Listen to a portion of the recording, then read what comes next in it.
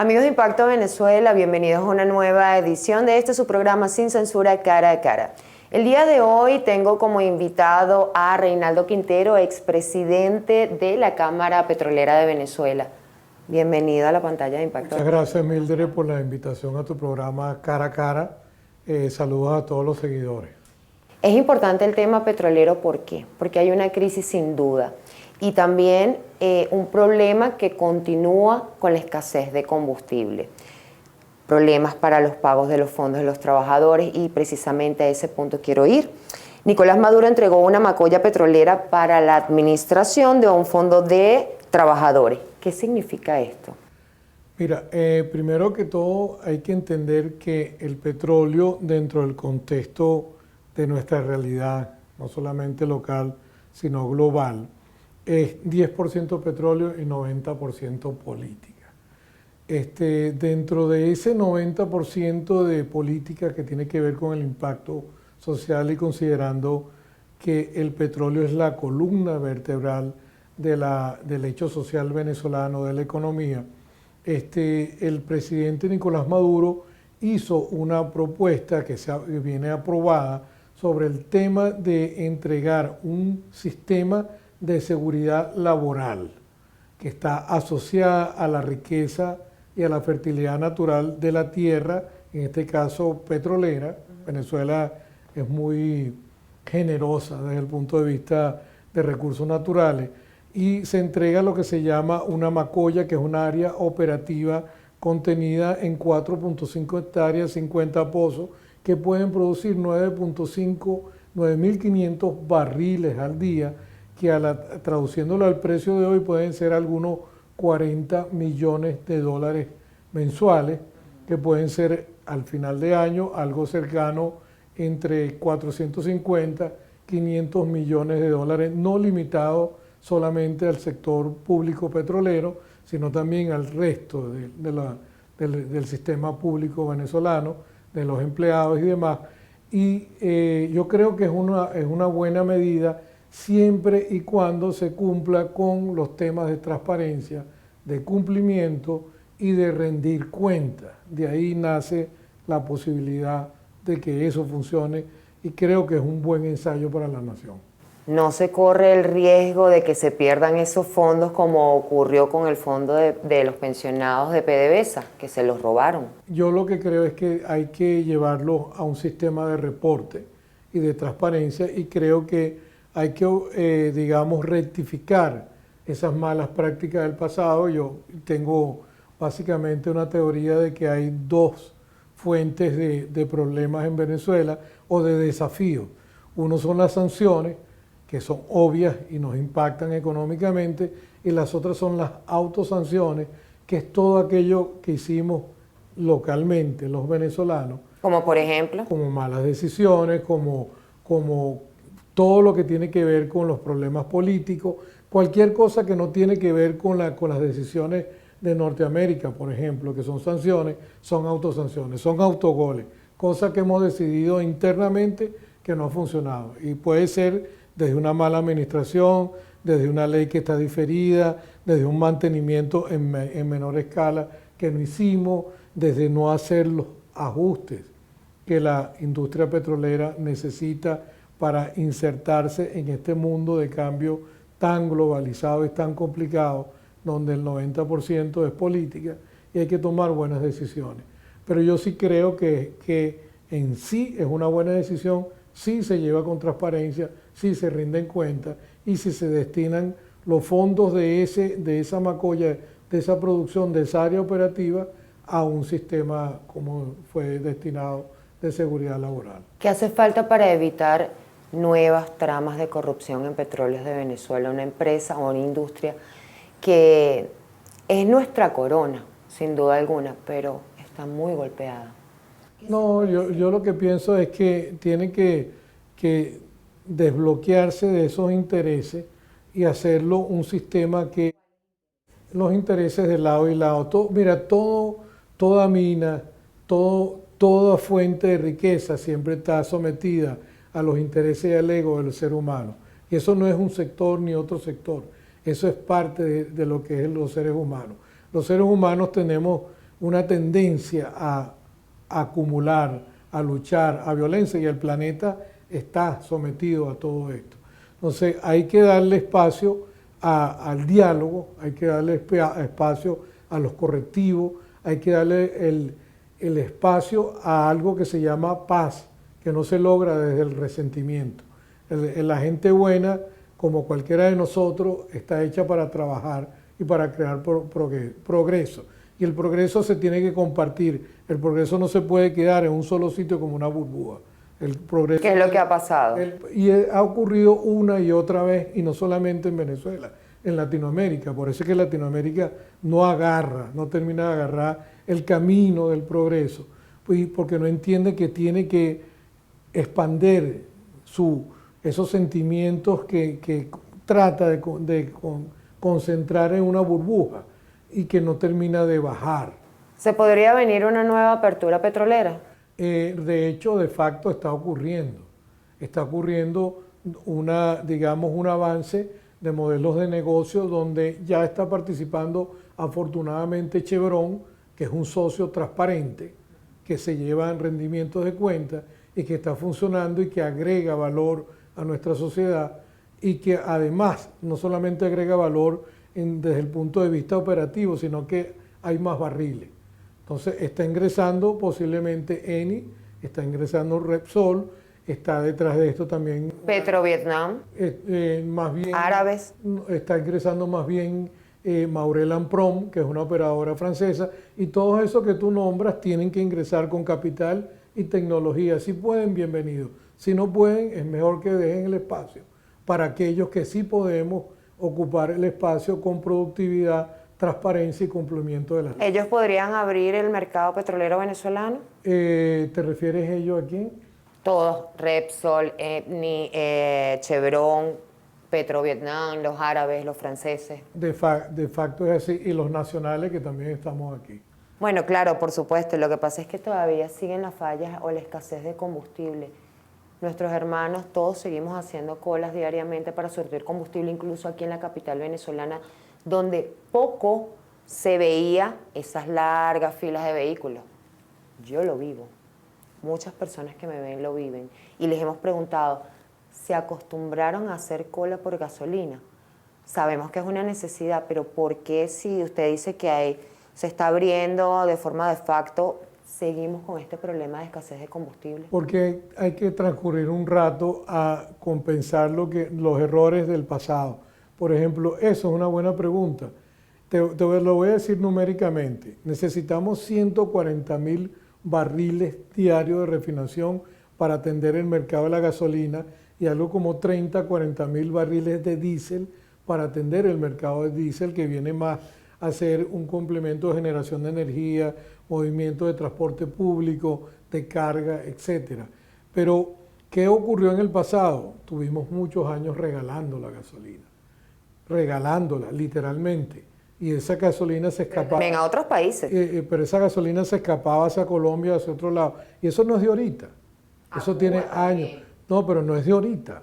Eso ocurría, aquí regalaban la gasolina, todos nosotros teníamos gasolina regalada, y eso es lo que tenemos que entender, quitarnos ese sesgo. Lo que ocurre es que un exceso en un tiempo se va a transformar en una carencia en otro, y eso aplica para la vida privada de cada uno de nosotros, aplica para las empresas, aplica para la sociedad, aplica para el planeta. En este momento, ¿qué tenemos que hacer? Es política de Estado cómo traslada la riqueza hacia los habitantes, a sus habitantes. Entonces está vendiendo gasolina por, digamos, un costo quizás accesible. Hay que hacer los ajustes del trabajo, de los ingresos, el valor del trabajo, para que los ciudadanos puedan tener educación, energía, servicios públicos, alimentos, vivienda, salud, y la economía tiene que responder hacia eso. Entonces es un problema mucho más grande que nada más hacer cola. Es un problema de economía, de una estructura económica que no responde, que no es capaz de transformar los recursos y la riqueza en beneficio no solamente para sus pobladores, sino también para una región que está esperando por energía. Y ahí es donde tú ves allí hay que atacar también la falta de sensatez en la política que está en el siglo XX, y por eso es que te digo que es política y 10% petróleo, porque la mente de la política está en el siglo XX y tiene que responder a necesidades del siglo XXI. Están atrasados. Hay que integrarse, hay que sumar. ¿En cuánto debería aumentar la producción petrolera, entendiendo además que hay refinerías que están paralizadas como la del Palito? Mira, la producción petrolera, como te dije, tiene que estar, nosotros tenemos que refinar 140.000 de gasolina y algunos 40.000 en redondo de diésel. Y si lo sumas, deberíamos tener, aunque sea una dieta de 400.000 barriles diarios para atender el mercado nacional. Y por eso es que es importante alcanzar el 1.000.000 de barriles para destinar una parte a los socios internacionales, el recobro de sus deudas, el repago de sus inversiones y nosotros tener abastecimiento local y capacidad de exportar. Porque el lema de nosotros debe ser abastecer el mercado local para la calidad de vida de los nacionales, que somos, digamos, los dueños de la riqueza, de la fertilidad natural por un derecho constitucional, y luego crear la capacidad de exportación para poder llevar un tema de comercio internacional dentro del concepto que se llama soberanía igualitaria y lograr el intercambio entre sociedades que se necesitan. Por ejemplo, Estados Unidos nos necesita y nosotros necesitamos venderle a ellos. Igual Europa. Europa necesita nuestro gas. Sobre todo ahorita que están en guerra Ucrania, Rusia. Que por cierto, Europa, y no nos engañemos como pobladores, Europa tiene toda la existencia en guerra. O sea, no hay una época del planeta, de la civilización occidental, donde Europa no haya estado en guerra. Ha ocurrido toda clase de guerra y no es nuevo. Entonces, eso también tiene que cambiar. El ser humano tiene que entender que no puede seguir haciendo lo mismo de antes, porque tecnológicamente nuestra capacidad de destrucción es mucho más allá. Entonces no estamos hablando nada más de hacer cola, estamos hablando de sobrevivir, de cambiar los conceptos sociales, de entender de que estamos conectados, de que el planeta es como una pradera seca que si lo prendes allá se te quema aquí. Entonces tenemos que empezar a respetarnos, a tener diálogo, a buscar la paz y a intercambiar las cosas que nos hacen falta. ¿En cuánto debería estar la producción, en cuánto está actualmente la producción petrolera de nuestro país? 800 y tantos mil barriles, más o menos. Por día. Por día. ¿Y por qué sigue? O sea, yo quisiera entender por qué siendo un país petrolero, rico en petróleo, por qué tenemos tanta carencia, por qué nuestros suelos están mal asfaltados, porque, como dicen, en casa de herrero, cuchillo de palo. Entonces, no se justifica que un país tan noble, con tierras tan nobles como el de nosotros, todavía continuemos con esos problemas que uno pasa ahí, te cae el caucho de la moto, se te explota, el del vehículo, nadie responde, mal asfaltado o no hay asfalto, pero resulta que sí hay para afuera, para exportar. No es tanto que haya para afuera, es que por eso es que te digo que la prioridad siempre ha sido abastecer, exportar y luego tienes que crear valor. El tema tiene que ver con que nosotros estamos sometidos a decisiones que no terminan o que están resolviéndose, que se están haciendo ciertos ajustes. Todos los seguidores tienen que entender, no hay país que progrese si no tiene paz y si no tiene buenas relaciones con sus vecinos. Entonces, todos aquellos extremos que nos llevan a no tener paz y a no tener buenas relaciones con los vecinos, siendo que nosotros los del medio no somos la mayoría, tenemos que cambiar ese enfoque. La política se tiene que enfocar. ¿Y usted cree que vamos en ese camino, como está la situación actual del panorama venezolano? Yo lo veo más pacificado que cuando estábamos protestando en la calle, Guarimba y demás, y tiene que seguir habiendo una suerte de respeto entre nosotros, de seguir. No me pueden negar a mí que hoy Caracas es más segura que otra época. En Caracas tú puedes andar con un celular y puedes andar caminándole por algunos sitios, no como en el pasado que tenías que esconder. Entonces un poco hemos ido... Depende de la zona también. Claro, sí, pero poco a poco. O sea, hay ciudades donde tú no puedes ni siquiera moverte, un celular no lo puedes sacar. Entonces yo creo que nosotros tenemos que entender que el valor principal, lo que nos va a permitir hacer los ajustes, es pacificarnos, dialogar y respetarnos O sea, respetar la opinión del otro a pesar de la diferencia y lograr que la economía transite, porque la economía va por el medio, no es ni de derecha ni de izquierda, va por el medio. Sí, lo entiendo. Para finalizar, ¿qué le depara a Venezuela lo que resta de este 2023 y próximo 2024 en materia petrolera? Porque una cosa es lo que usted cree que se debe hacer para salir de este atolladero o de esta crisis, y otra cosa, lo que los políticos, que es lo que usted decía, el 80% de lo que está encima de la industria petrolera, pues pueda hacerse o pueda hacer que funcione. Ciertamente, ¿qué le depara o qué cree usted que le depara a Venezuela si se hacen las cosas bien y si no también? Mildred, yo tengo fe.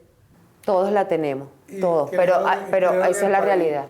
De que ese 90% ya han hecho ajustes importantes. Falta mucha trayectoria, o sea, hace falta mucho por arreglar, sobre todo con el potencial de Venezuela.